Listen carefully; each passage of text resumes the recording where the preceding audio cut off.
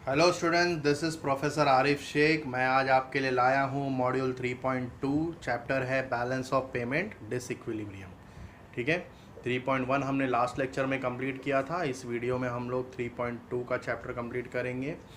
Explain the different types of disequilibrium in balance of payment. देखो, disequilibrium का मतलब सबसे पहला ज़रा कंसेप्ट को समझ लो।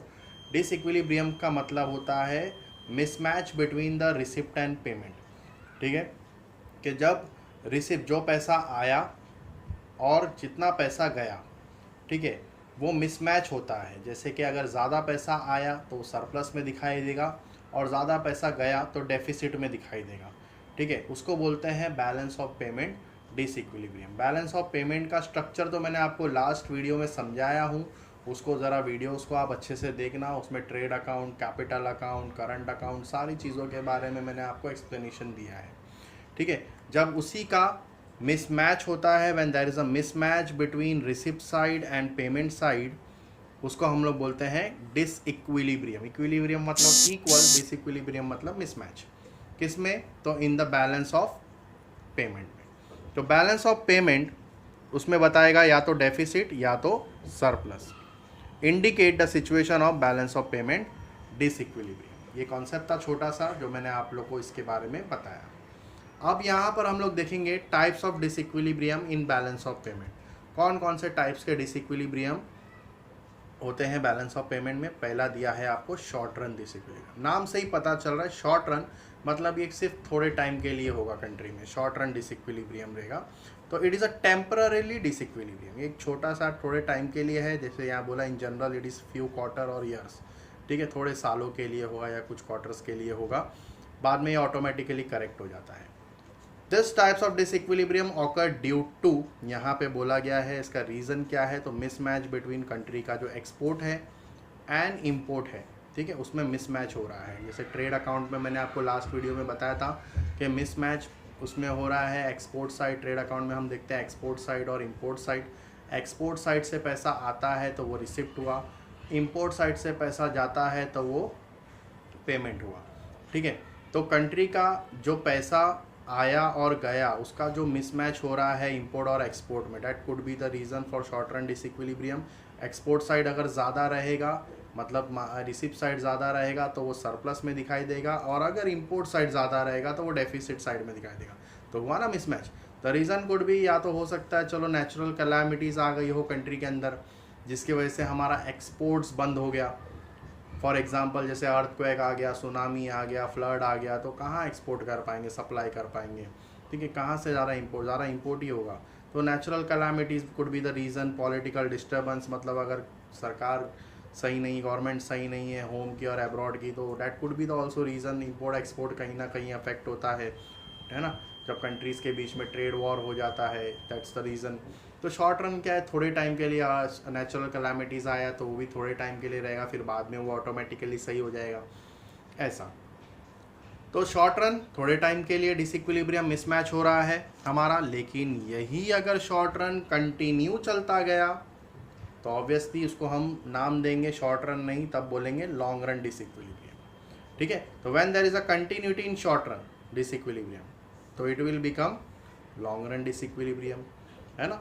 1 साल नहीं, 2 साल नहीं, 3 साल, 4 साल, 5 साल अगर ये कंटिन्यू चलता गया, ऐसे ही मिसमैच आता गया, इंपोर्ट साइड ज़्यादा दिख रहा है या एक्सपोर्ट साइड कुछ ना कुछ प्रॉब्लम आ ही रहा है।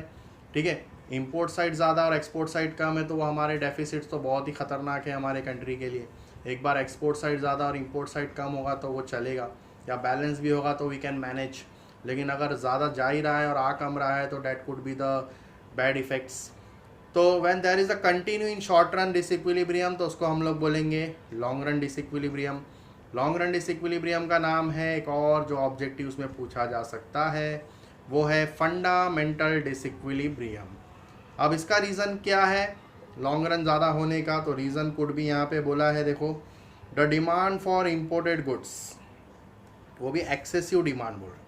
मतलब हमारे कंट्री में हम एक्सेसिव डिमांड कर रहे हैं इम्पोर्टेड गुड्स का, चाइना के गुड्स का ही ज़्यादा डिमांड हो रहा है। ठीक है, उसके वजह से हमको इम्पोर्ट ज़्यादा करना पड़ रहा है। Continue rise in imported goods due to population इतना ज़्यादा हो चुका है कि डोमेस्टिक इंडस्ट्री सेटिस्फाइड नहीं हो रही है, जिसकी वजह से हमको बाहर से गुड्स मंगाने पड़ रहे हैं। डिक्लाइन इन एक्सपोर्ट, हमारे कंट्री में डिक्लाइन हो गया एक्सपोर्ट और राइज हो गया इंपोर्ट। तो ये वजह से ही, यही रीज़न से ही लॉन्ग रन डिसइक्विलिब्रियम में चला गया। ठीक है, तो यहाँ पे बताया गया है कि this type of disequilibrium can be corrected bye decline of import and rise in export. तो कंट्री को कहीं ना कहीं इंपोर्ट को कम करना होगा और एक्सपोर्ट को ज़्यादा करना होगा, तभी ये जाके लॉन्ग रन डिसइक्विलिब्रियम करेक्ट होगा। तो मैंने आपको यहाँ पे दोनों पॉइंट समझा दिया students, short run disequilibrium and long run disequilibrium. अब हम लोग आएंगे नेक्स्ट पॉइंट की तरफ, जिसमें दिया है स्ट्रक्चरल डिसइक्विलिब्रियम। अब स्ट्रक्चरल डिसइक्विलिब्रियम में we can see the two sides, एक होगा डिमांड साइड, एक होगा सप्लाई साइड। दोनों मैं आपको एग्जांपल के साथ समझाऊंगा। पहला हम लोग देखेंगे एज अ नेम सजेस्ट, नाम से पता चल रहा है कि structural disequilibrium occur due to structure change in some sectors. कुछ सेक्टर्स में चेंजेस आने की वजह से हो रहा है इकोनॉमी के, या तो वो होम का होगा मतलब खुद के कंट्री का, या तो बाहर फॉरेन कंट्री का, अब्रॉड का होगा। कोई भी सेक्टर में बदलाव आया है इकोनॉमी में, या तो होम में या अब्रॉड में, उसकी वजह से ये स्ट्रक्चरल डिसइक्विलिब्रियम आया है, विच में आफ्टर एक्सपोर्ट एंड और import of a country concern, जिसकी वजह से एक्सपोर्ट इम्पोर्ट अफेक्ट हो रहा है। ज़रा हम देखेंगे कैसे अफेक्ट हो रहा है डिमांड साइड और सप्लाई साइड को समझ के। तो if the United states demand for India readymade garment, देखो ध्यान देना ज़रा, एग्जांपल को अच्छे से समझेंगे कि यूनाइटेड स्टेट है वो इंडिया के रेडीमेड गारमेंट्स जो है वो पहले परचेज करता था, लेकिन वो डिक्लाइन हो गया। क्यों डिक्लाइन हुआ? क्योंकि availability of cheaper garment available from China, China ने उसको चीपर रेट में दिया जो इंडिया के रेट से बहुत ही ज़्यादा कम था। उस वजह से जो इंडिया का एक्सपोर्ट है उसमें रिडक्शन आ गया, देयर बाय लीडिंग टू अब हमारे कंट्री के अकाउंट में डेफिसिट में दिखाई देगा। अंडरस्टूड? तो अभी अकाउंट कहाँ जा रहा है? डेफिसिट में जा रहा है, क्योंकि कहीं ना कहीं वो कंट्री के एक्सपोर्ट को अफेक्ट कर रहा है। Getting my point? तो डिमांड साइड हमने देखा। अब हम देखेंगे सप्लाई साइड। कंट्री के अंदर क्या दिया है? If supply position of a country is affected on account of various factor, जैसे कि क्रॉप फेलियर, बारिश नहीं हुई, मौसम, उसके वजह से क्या हो गया कि हमारे क्रॉप्स जो हैं सूखे पड़ गए, सूखे पड़ने की वजह से क्रॉप फेलियर हो गए, फसल अच्छी नहीं हुई, या तो शॉर्टेज ऑफ रॉ मटेरियल, कहीं ना कहीं शॉर्टेज हो गई रॉ मटेरियल की, लेबर स्ट्राइक हो गया, पॉलिटिकल डिस्टर्बेंस हो गया, इंस्टेबिलिटी, वॉर हो गया। तो ये सारे रीज़न है कि हम फिर ज़्यादा एक्सपोर्ट नहीं कर सकते, है ना। तो ज़्यादा एक्सपोर्ट नहीं हो रहा है क्योंकि रीज़न यहाँ पे सप्लाई साइड ये बताया है। तो that could be the reason of also balance of payment deficits. तो hope understood the structural disequilibrium, आपको समझ में आया स्टूडेंट्स। अब the last one is cyclical disequilibrium. Cyclical disequilibrium में हम यहाँ पर 4 फेज देखेंगे। एक है recovery phase, prosperity phase, recession phase और डिप्रेशन फेज। साइक्लिकल क्यों बोला है? क्योंकि ये जो फेज होता है ना, ये फेज इस तरह से होता है, ऐसा साइक्लिकल फॉर्म में होता है। ठीक है, ये आपने 14th में इकोनॉमिक्स में पढ़ा होगा फेजेस को। जो अपर फेज होता है उसको हम लोग प्रॉस्पेरिटी फेज बोलते हैं, कि जब बिजनेस एकदम अच्छा चलता है तो ऊपर के फेज में आता है।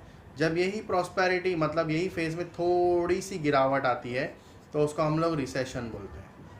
ठीक है, अच्छा खासा बिजनेस चल रहा था, धंधा अच्छा चल रहा था, लेकिन थोड़ी गिरावट आ गई, गिरावट आने की वजह से अब बिजनेस चला गया रिसेशन में। लेकिन यही रिसेशन जब लॉन्ग टाइम के लिए कंटिन्यू हो जाता है, बिजनेस गिर रहा है और ज़्यादा, तो वो डिप्रेशन में चला जाता है।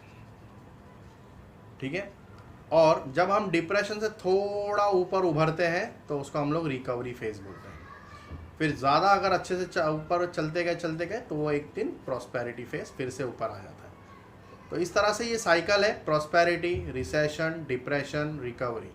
ठीक है, तो यहाँ पर यही फेज के बारे में बताया। रिसेशन, डिप्रेशन, ये सब रिकवरी, ये कहीं पे भी हो सकता है, या तो होम कंट्री में हो सकता है या तो अब्रॉड में भी हो सकता है। अंडरस्टूड? तो ऑल दिस फैक्टर, इन सब फैक्टर की वजह से चेंजेस आता है इन टर्म्स ऑफ ट्रेड में भी।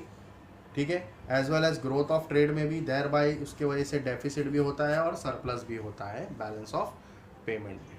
तो hope you understood the concept students. आप लोगों को समझ में आया है मेरा ये वीडियो, जो मैंने ये कॉन्सेप्ट आपको समझाया है। क्वेश्चन नंबर 1 जो है 3.2 का। नेक्स्ट वीडियो में हम लोग आएंगे कॉजेज़ ऑफ, क्वेश्चन लेके causes of balance of payment disequilibrium का। मिलते हैं हम लोग नेक्स्ट वीडियो में, नेक्स्ट लेक्चर में। पसंद आया लाइक करो, शेयर करो अपने फ्रेंड्स लोग के साथ। मिलते हैं नेक्स्ट वीडियो में।